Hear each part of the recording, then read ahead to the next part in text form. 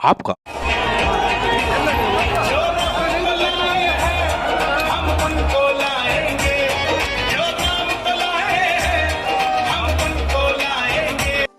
ये नजारा है यूपी के मुजफ्फरनगर जनपद की खतौली विधानसभा क्षेत्र का, जहां पर आज सूबे के मुख्यमंत्री योगी आदित्यनाथ भाजपा प्रत्याशी राजकुमारी सैनी के समर्थन में जनसभा करने पहुंचे थे।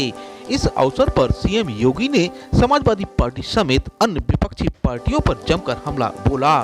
सीएम योगी ने कहा कि जब कबाल का बवाल हो रहा था, महीनों कर्फ्यू लगा रहा था, तब लोकदल के नेता कहाँ थे। उन्होंने कहा कि हजारों हिंदुओं को जेल भेज दिया गया, तब ये पूछने नहीं आए थे। सपा का शासन तालिबान जैसा था, जबकि हमने कानून का राज। आपसे एक बात कहने के लिए आया हूं, कबाल का बवाल इस समाजवादी पार्टी का कलंक है। ये सपा और उस समय की लोकदल पार्टी के संयुक्त गठबंधन सरकार की देन थी, जो एक क्रूर अत्याचार हिंदू नौजवानों पर और यहां के नागरिकों पर करने की साजिश का हिस्सा था।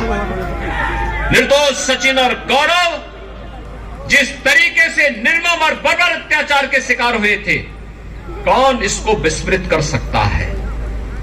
और जिन लोगों ने सचिन और गौरव जैसे नौजवानों के साथ क्रूरता ढाई थी, उनके सिपा सालारों के साथ क्या हो रहा है आज हर व्यक्ति देख रहा है।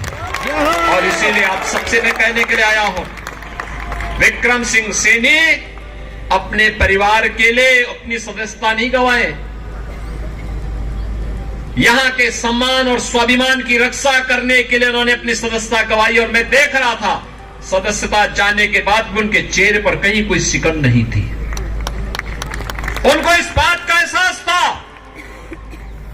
और उन्होंने पूरी मजबूती के साथ इस लड़ाई को लड़ी, बिना डिगे, बिना हिले, बिना झुके। उस लड़ाई को लेकर के लड़ते रहे, कार्य करते रहे और सदस्यता जाने के बाद भी कहीं पे कोई संकोच नहीं।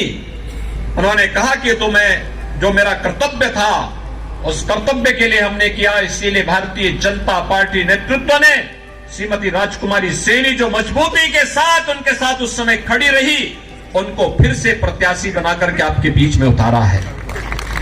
भाइयों बहनों, मैं आपसे पूछना चाहता हूं, जब कबाल का बवाल हो रहा था तब समाजवादी पार्टी की सरकार थी, महीनों कर्फ्यू था, लोगों को अपने घरों से प्लान करना पड़ा था, हजारों हिंदू उस प्रकार की कृत्य करने लग जाएंगे। हर हाल में इनको रोकना है, किसी भी स्थिति में इनको आगे नहीं बढ़ने देना है। एक संकल्प हम सबका होना चाहिए और बाकी आप हिम्मत से काम लीजिए। बाकी जो कुछ बचा होगा वो हमारा बुलडोजर पूरा कर देगा। मैंने पिछली बार भी कहा था ना कि जो उस समय कुछ लोगों में अप्रैल में ही गर्मी चल रही थी, तो मैंने कहा आने दीजिए 10 मार्च की तिथि को। 10 मार्च के बाद इस सारी गर्मी अपने आप शांति में बदल जाएगी, कश्मीर जैसी ठंडी ला देगी। और भाइयों बहनों, मैं एक बार फिर कहने के लिए आया हूं, हमें उत्तर प्रदेश की राजनीति का अपराधीकरण नहीं होने देना है। उत्तर प्रदेश में अपराधियों का राजनीतिकरण भी नहीं करने देना है।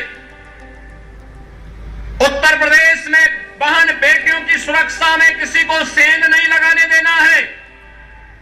विकास के बैरियर को हर हाल में हटाना है।